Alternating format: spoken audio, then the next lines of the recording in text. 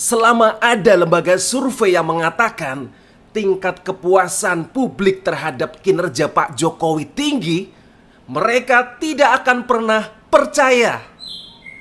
Ya, baru-baru ini lembaga survei indikator politik yang dikomandoi oleh Profesor Burhanuddin Muhtadi merilis bahwa tingkat kepuasan publik terhadap kinerja Pak Jokowi mencapai 75%. Publik menjawab sangat puas dan cukup puas. Ya, saya yakin mereka yang selama ini menjadi pembenci Jokowi tidak akan pernah percaya. Tetapi kalau nanti ada lembaga survei yang mengatakan barangkali pengaruh Jokowi atau Jokowi efek sudah tidak ada lagi atau rendah sekali, mereka baru percaya. Ya, begitulah nasib lembaga survei. Padahal kita melihat sekelas lembaga survei indikator politik yang dipimpin oleh Profesor Burhanuddin Muhtadi benar-benar mengedepankan kredibilitas. Mereka punya track record yang bagus, luar biasa, terpercaya. Tidak mungkin mengorbankan hanya demi sosok Pak Jokowi yang sebentar lagi lengser. Apa iya? Ya, sangat tidak masuk di akal begitu. Tetapi sekali lagi, ya mereka tidak akan pernah percaya terhadap lembaga-lembaga survei yang mengatakan bahwa Pak Jokowi diterima baik.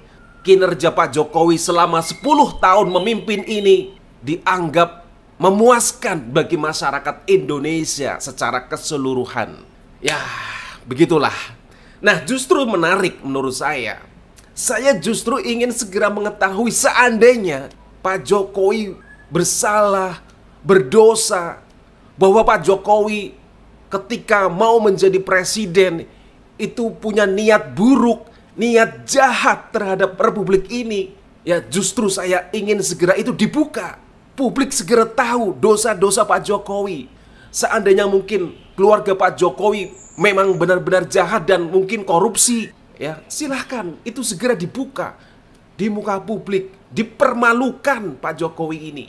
Itulah harapan mereka. Tapi kita akan melihat mana yang benar, mana yang salah, mana yang benar-benar berjuang mengabdi untuk negara ini, mana yang hanya untuk kepentingan sesaat, kepentingan kekuasaan. Memang mereka sekarang ini menyerang luar biasa, terutama kepada Gibran, ya. Mereka sangat berharap Mas Gibran tidak bisa dilantik dengan menghubung-hubungkan akun Fufu Fahfa yang saat ini luar biasa menjadi bahan pergunjingan, bahan untuk menyerang dan lain sebagainya. Ya, menurut saya seandainya itu benar akunnya Gibran, ya nggak masalah, itu 10 tahun yang lalu.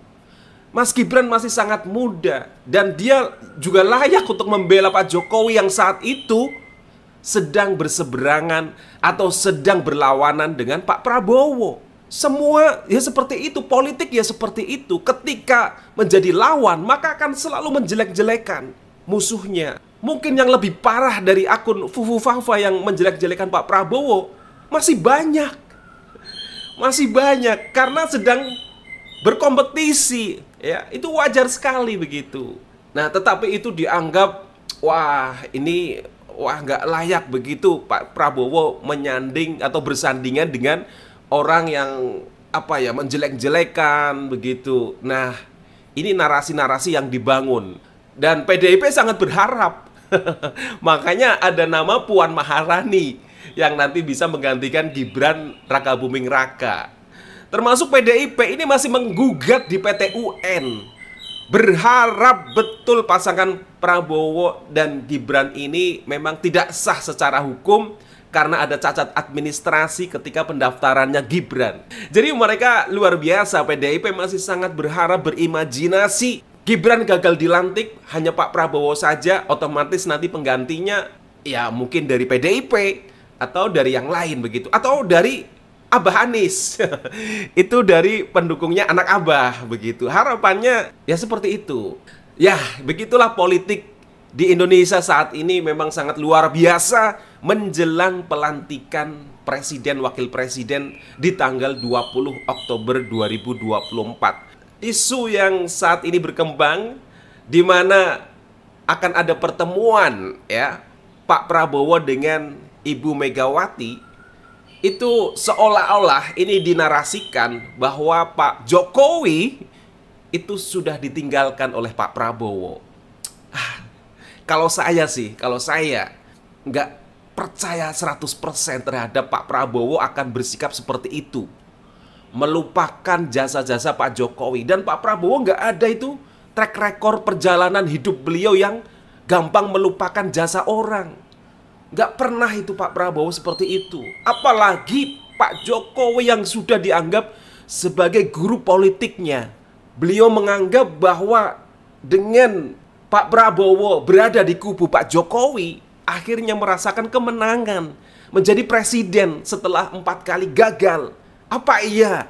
Wong dulu dia sudah bersanding menjadi wakilnya Megawati dan gagal jadi presiden, gagal jadi wakil presiden. Sekarang Pak Prabowo akan menghitung secara matematika begitu.